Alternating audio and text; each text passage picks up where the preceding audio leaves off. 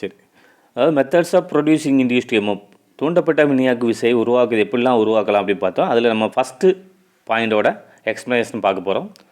Induction of EMF by changing magnetic field.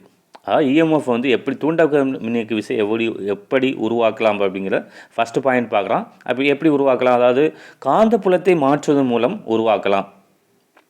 From Faraday's experiment on electromagnetic induction, it was discovered that an EMF is induced in the circuit on changing magnetic flux of the field through it. நம்ம already பார்த்தது, அதாவது ஒரு சர்க்கியூட்டில் இருக்க link ஆகக்கூடிய ஃப்ளக்ஸை change ஆகும்போது ஆட்டோமேட்டிக்காக என்ன இஎம்எஃப் வந்து இன்டியூஸ்ட் ஆகும். ஓகே, இப்போ changing the magnetic flux of the field through it, the change in magnetic flux it brought about by relative motion between the circuit and magnet. Flux எப்படி change ஆகுது அப்படின்னு பார்த்தீங்கன்னா, ரிலேட்டிவ் மோஷன் பெட்டிவ் இந்த circuit மேக்னெட்டுக்கும் அந்த சர்க்கியூட்டுக்கு இடையில் உள்ள ஒரு சார்பு இயக்கம், அந்த அதில் ரெண்டு மாறும்போது ஃப்ளக்ஸ் ஆட்டோமேட்டிக்காக சேஞ்ச் ஆகுது. இந்த வேரியேஷன் இந்த current flowing through the nearby coil, அப்போ ஃப்ளோ ஆகக்கூடிய கரண்டில் சேஞ்சஸ் நடக்கும்போது நமக்கு ஃபீல்டு சேஞ்ச் ஆகும். ஃபீல்டு சேஞ்ச் ஆகும்போது ஆட்டோமேட்டிக்காக ஃப்ளக்ஸு சேஞ்ச் ஆகும். ஃப்ளக்ஸு சேஞ்ச் ஆகும்போது நமக்கு என்ன நடக்கும், இஎம்எஃப் வந்து இன்டியூஸ்ட் ஆகும். ஓகே, அடுத்து பார்த்தீங்கன்னா induction of EMF by changing area of the coil. EMF எப்படி இன்டியூஸ் பண்ணலாம், தூண்டப்பட்ட மின்னியக்கு விசையை உருவாக்கலாம். முதல் வழிவகை வந்து பார்த்தோம். ரெண்டாவது பார்த்தீங்கன்னா changing area of the coil, ஒரு சுருளில் உள்ள பரப்பை மாற்றுவதன் மூலமாகவும் நம்ம தூண்டப்பட்ட மின்னியக்கு விசையை உருவாக்கலாம். அதை தான் நம்ம பார்க்க போகிறோம். Consider conducting rod of length L. ஒரு கண்டக்டிங் ராடோட லென்த் வந்து எல்னு கன்சிடர் பண்ணுறோம். மூவிங் வித் த வெலாசிட்டி, அந்த ராடு வந்து எப்படி மூவ் ஆகுதுன்னா ஒரு விங்கிற வெலாசிட்டியில், வி என்ற திசைவேகத்தில் மூவ் ஆகுது. Towards left on rectangular metallic frame, ஒரு மெட்டாலிக் ஃப்ரேமில் மூவ் ஆகுது. The whole arrangement place in the uniform magnetic field B whose magnetic lines are perpendicularly direct to the plane of paper. இந்த magnetic lines எப்படி இருக்குன்னா perpendicular, தாளின் தளத்திற்கு செங்குத்தாக இருக்குது. அப்போ இந்த ஹோல் அரேஞ்ச்மெண்ட் எதில் பிளேஸ் பண்ணியிருக்கோம்னா ஒரு சீரான காந்தப்புலத்தில். Whole arrangement is placed in uniform magnetic field. இந்த மொத்த அமைப்பும் எதில் அதாவது இருக்குன்னு பார்த்தீங்கன்னா ஒரு சீரான மேக்னெட்டிக் ஃபீல்டு, அதாவது சீரான காந்தப்புலம். அதாவது நம்ம ஃபஸ்ட் யூனிட்லேயே பார்த்தோம், யூனிஃபார்ம் எலக்ட்ரிக் ஃபீல்டு, நான் uniform electric field, uniform magnetic field, நான் யூனிஃபார்ம் மேக்னெட்டிக் ஃபீல்டு. அப்போ அதில் இருக்கக்கூடிய ஃபீல்டு ஃப்ளக்ஸ் எல்லாமே அதாவது ஈவனாக இருக்கும். எல்லா ஒரு பிளேஸ் ஏரியா கன்சிடர் பண்ணிக்கிட்டோம்னா இல்லை எல்லா பாயிண்ட்ஸ்லையும் எப்படி இருக்கும், ஃபீல்டு வந்து ஈக்குவலாக அது ஈவனாக இருந்தால் அதை நம்ம யூனிஃபார்ம் பார்த்தோம். நமக்கு மாறும்போது அதை நான் யூனிஃபார்ம் அப்படிங்கிறத பற்றி நம்ம பார்த்தோம். Okay, as a rod moves the AB to DC. இப்போ ராடு எப்படி மூவ் ஆகுதுன்னா ஏபிங்கிற பிளேஸ்லேருந்து டிசிக்கு வந்து மூவ் ஆகுது. அதாவது ஃபஸ்ட்டு ஏபியில் இருக்குது. ஸோ அப்போ டிசிக்கு லெஃப்ட் டைரக்ட், அதாவது இடதுபுறமாக மூவ் ஆகுது. The area enclose by the loop and hence magnetic flux through the loop decreases.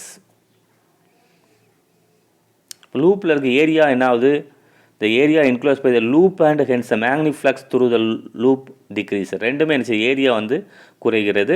அப்போ பரப்பு குறையுது. அடுத்து ஃப்ளக்ஸும் ஆட்டோமேட்டிக்காக டிக்ரீஸ் ஆகுது, காந்த பாயமும் குறைகிறது. அதாவது இந்த change in magnetic flux in time DT is equal to, அதாவது நம்ம ஆல்ரெடி பார்த்தோம், phi is equal to BA cos தீட்டான்னு பார்த்தோம். இப்போ D by B is equal to B into change in area, change in area. அப்போ change in area பார்த்தீங்கன்னா ஏபிசிடிங்கிற area தான் நமக்கு சேஞ்ச் ஆகிருக்கு. அப்போ ஏரியா ஏபிசிடி ஒரு ரெக்டாங்கிள் ஷேப்.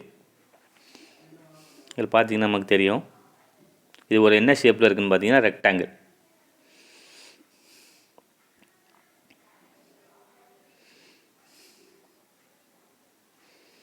அப்போ ரெக்டாங்கிளுக்கு நமக்கு ஏரியாவுக்கு ஃபார்முலா என்ன, லென்த் இன்ட்டு பிரெத்து. இல்லை லென்த்து பார்த்தீங்கன்னா எல், பிரெத்து பார்த்தீங்கன்னா வி இன்ட்டு டிடின்னு கொடுத்துருக்காங்க, வி இன்ட்டு டிடி.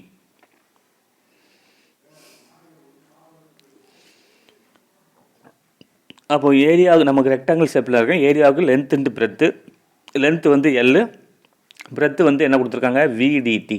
ஓகே, அப்போ நம்ம ஏரியா ஏபிசிடியோட இது வேல்யூவை சப்ஸ்டியூட் பண்ணியாச்சு, எல்விடிடி. ஓகே, நெக்ஸ்ட் என்ன பண்ணியிருக்கோம், டிடியை வந்து ரைட் சைடு கூடிய டிடியை லெஃப்ட் சைடு கொண்டு வந்திருக்கோம். லெஃப்ட் சைடு வரும்போது என்ன ஆகும்னா நமக்கு டிவைடில் வந்துடும். என்ன ஆகும், டிவைடில் வந்துடும். அப்போ d by B by dt is equal to BLV. D by B by dt is equal to BLV. Okay, as a result of change in flux and EMF is generated in the loop. அப்போ flux change ஆகும்போது நமக்கு என்ன ஆகும், EMF induced ஆகும். இந்த magnitude of induce, அப்போ நமக்கு induced ஆன இஎம்எஃபோட எண் மதிப்பு எப்படி இருக்குன்னு பார்த்தீங்கன்னா, அக்கார்டிங் டு என்னது Faraday's law of electromagnetic induction, ஃபேரடேயின் மின்காந்த தூண்டல் படி. இப்போ தான் அந்த ஃபார்முலா ஆல்ரெடி பார்த்தோம். ஓகே, அப்போ epsilon is equal to D by B by DT. நமக்கு epsilon equal to D by B by டிடின்னு தெரியும். அப்போ இதில் இருக்கக்கூடிய நம்ம டி பை பி பை டிடிக்கு பதிலாக என்ன சப்ஸ்டியூட் பண்ணலாம், நம்ம எப்சிலான் சப்ஸ்டியூட் பண்ணலாம். அப்போ epsilon is equal to BLV. Epsilon equal to PLV. அப்போ இதில் எப்சிலான்ங்கிறது இன்டியூஸ்டு எம்எஃப், தூண்டப்பட்ட மின்னியக்கு விசை. பி என்பது மேக்னெட்டிக் ஃபீல்டு, காந்தப்புலம். எல் என்பது நீளம், லென்த். விங்கிறது வெலாசிட்டி, திசைவேகம். Okay, this EMF is called motional EMF.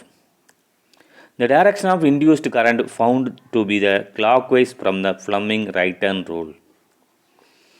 இப்போ இன்டியூஸ்ட் கரண்ட்டோட டைரக்ஷன் பார்த்தீங்கன்னா கிளாக் வைஸில் இருக்கும், according to Fleming right hand rule.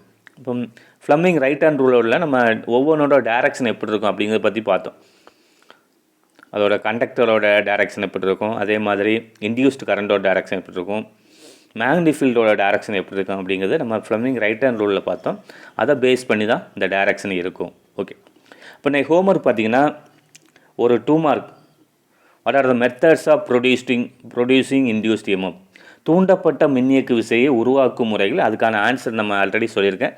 அந்த ஃபார்முலா எழுதி அந்த 3 பாயிண்ட்ஸ் எழுதணும். நெக்ஸ்ட் பார்த்தீங்கன்னா first method changing magnetic field. First method என்ன பார்த்தோம், நமக்கு சேஞ்சிங் மேக்னெட்டிக் ஃபீல்டு.